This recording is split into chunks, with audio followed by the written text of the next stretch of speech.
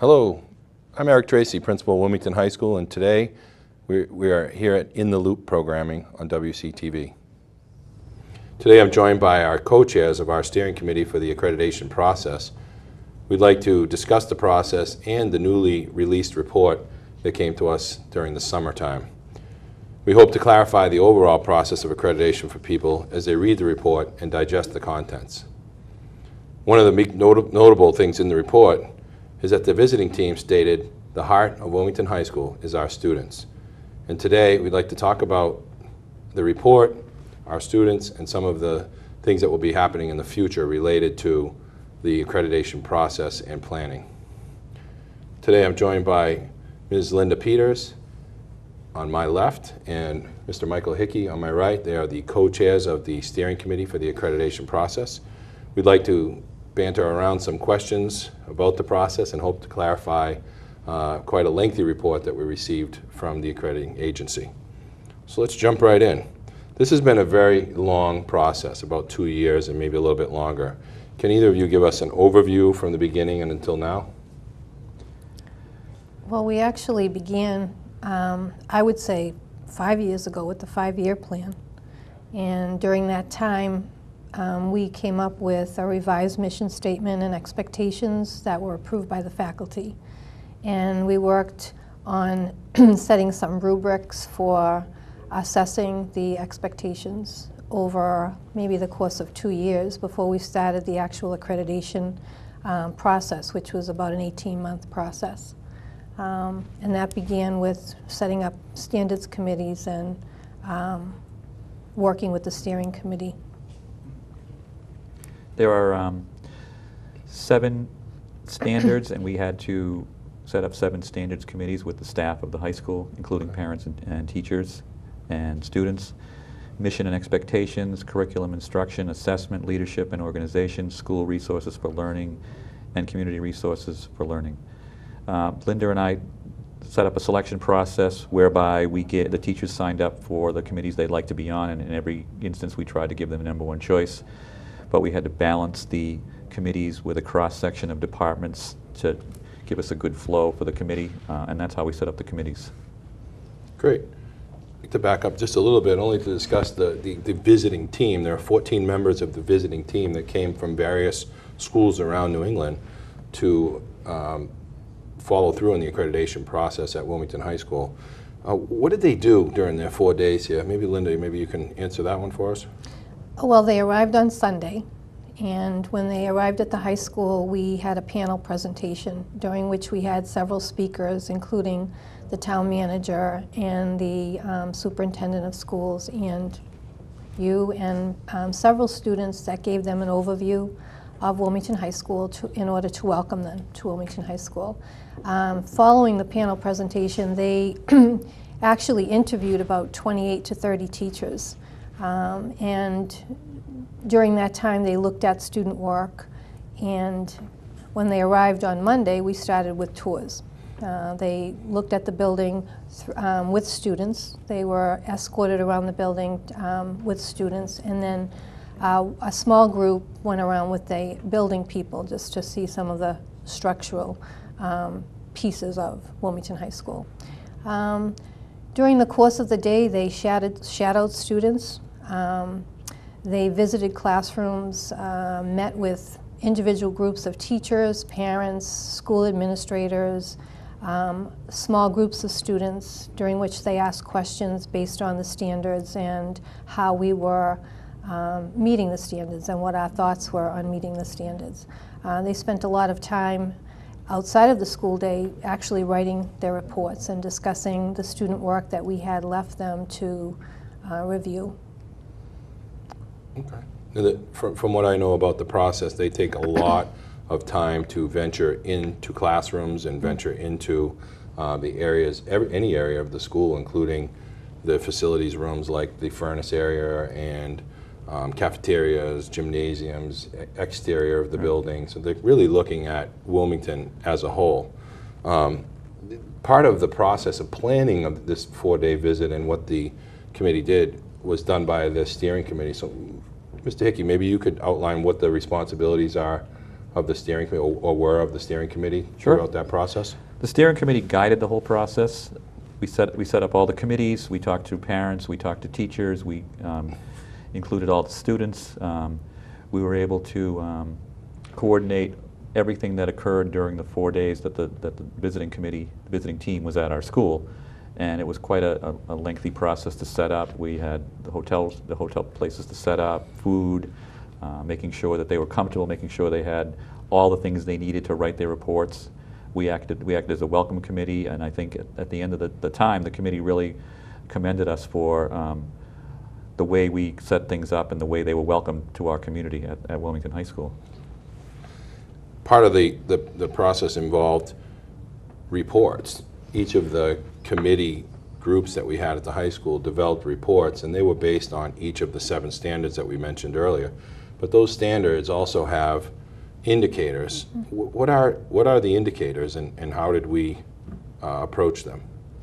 Well, indicators are questions that are asked within each standard that help the teachers and the committees to actually help guide them to write the final report, which really gave an overview of how we felt we were meeting those standards and to what level we were meeting those standards. So we were looking to showcase what we do well, and we were looking to identify areas of weakness in every standard. So the indicators helped us to do that, where there were several questions, up to 16 in some standards, that you would have to answer to. You know, individual teachers may have taken indicators. Groups may have chosen to work through each indicator as a group. So each of the committees was assigned a standard. They took the indicators, divided them up in the committee, and then the committee worked either individually or as a whole to determine the answers to these questions, which gave us the outcome of final reports that were given to the committee. Each standard committee generated a report based on the evidence that they found answering the indicators, and then the reports were then given to the steering committee to review and to edit to make sure that they were answered as best they could be. Great. It seems that the process is very much about making connections, both in and outside of the school. What are some of the connections that have to be made, and why? We have a mission and expectations statement that is the guiding principle for Wilmington High School, and there are expectations that are included in that, student expectations for learning, and we want to make sure that everything that happens in the high school is connected to that mission statement, and that students meet certain expectations that we expect them to be able to do by the time they graduate from Wilmington High School. Be effective communicators, be being able to solve problems, being able to communicate well, being good citizens, being cultured individuals. Those are some of the things on our expectations for student learning. Okay. And as you look at those expectations, as you look at the development of the connections, I think I would add that many of the connections that we have at the high school that people may not know about include the mission statement, the expectations, and then the actual connections of those items into curriculum, instruction, and assessment. Exactly. So it's a rather large job for our teachers to be able to plug all of that in while they're developing and designing curriculum and assessments, and while they're teaching within their classrooms. And I do think we've begun that process, but we do have a long way to go, as is indicated by our report as well as the committee's report. Sure. A lot of the connections that were made have to do with the expectations for learning. What are the expectations for learning at Wilmington High School? Well, we'd like our students to be effective communicators, innovative problem solvers, and self-directed learners. Those are our academic expectations. We have expectations of community contributor and what's the one I'm missing? Cultured individuals. And we're trying to incorporate especially the academic expectations within our curriculum, our assessments, and our instruction. And according to the report, the assessment of these expectations is still in the developmental stage, and that came out of the committee reports that were given to the visiting team, excuse me.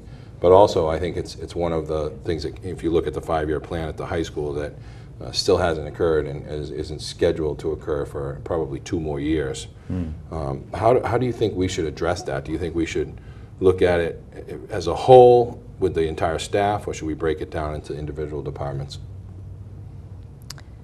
I think we should do both. I think we should work with departments and then address the entire staff. That way they'll have some knowledge and background before we do it as a whole staff meeting.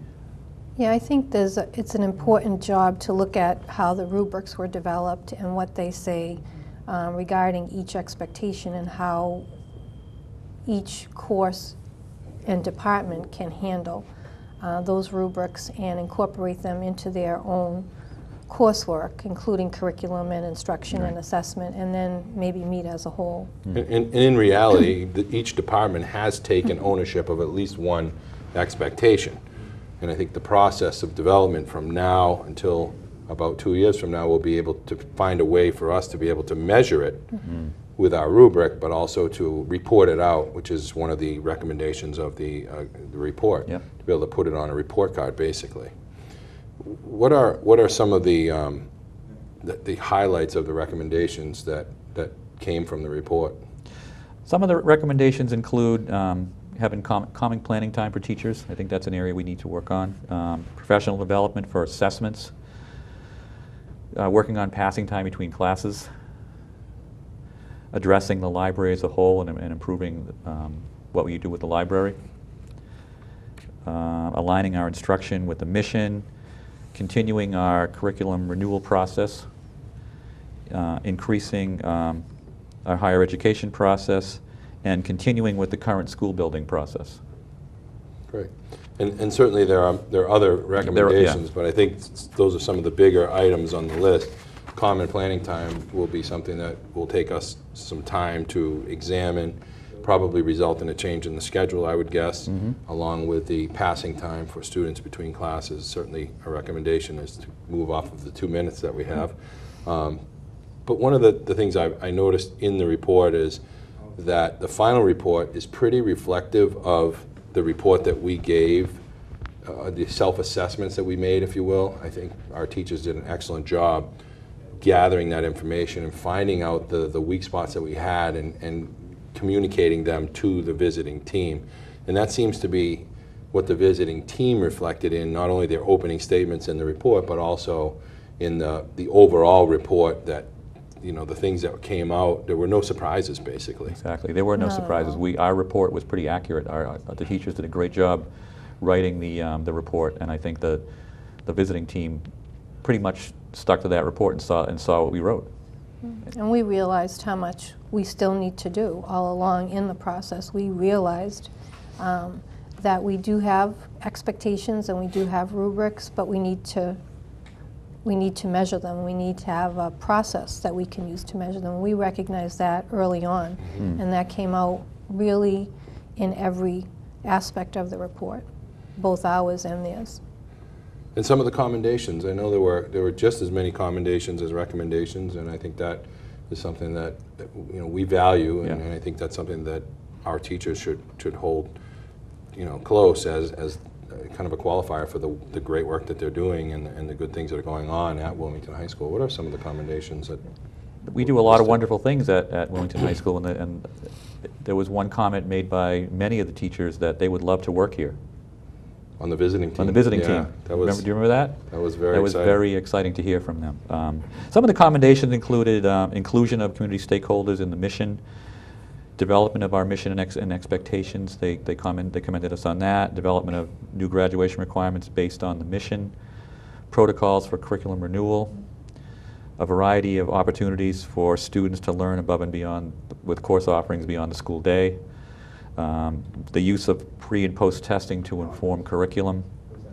Continuing improvement of technology.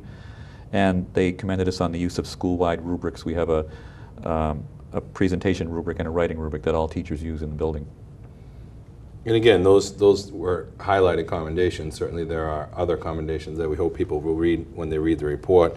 And I know it's a nice, almost a value line for our teachers to be able to begin here, and these are the things that we're doing well, and take those commendations and recommendations and use them to develop our future road into our next 5-year plan. Can I add 3 more? Absolutely. Thank you. Positive relationship between the school board, the administration, our life skills program, and we have a great custodial staff that keeps our building very clean. Yeah, those were all highlights of the commendations that jumped right out at you when you read the report.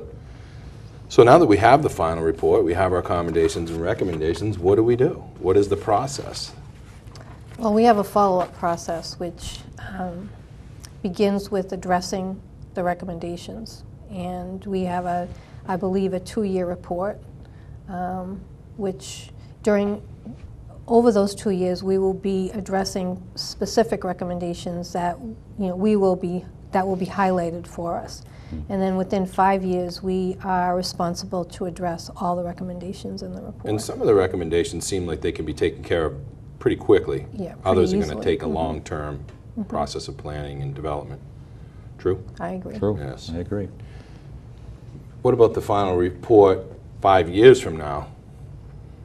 One of the things I had the conversation with Mr. McCann, our chairperson, was that in 5 years we should have addressed all of the recommendations in the report.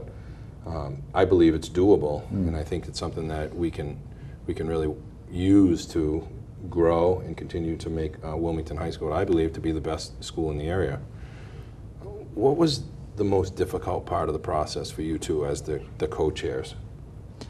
I think for me, I can't speak for Linda, but the overall level of the organization that was needed to coordinate everything just for the 4-day visit, that was, I think, a difficult task. I did feel that the steering committee did a good job with that because they really worked together. They did a great job. They really, even the week before they were there, we were there every afternoon until late into the afternoon, making sure the rooms were set up, making sure that instructions were out there, and that everything was in place. And So it I was. think We they were worked ready. really- We did. I think yeah. we did. The steering committee did a great job having everything ready, so we didn't have to run around and. There was nothing last minute No, and everything was crazy. done Nothing left to before. chance. There's nothing left. We didn't leave anything to chance. That's good. That's exactly right. And the process itself was commended by the visiting team on when they left in their final meeting, when Yeah. they spoke to the staff, which is another feather in the cap of the steering committee for holding it all together over that 2-year time.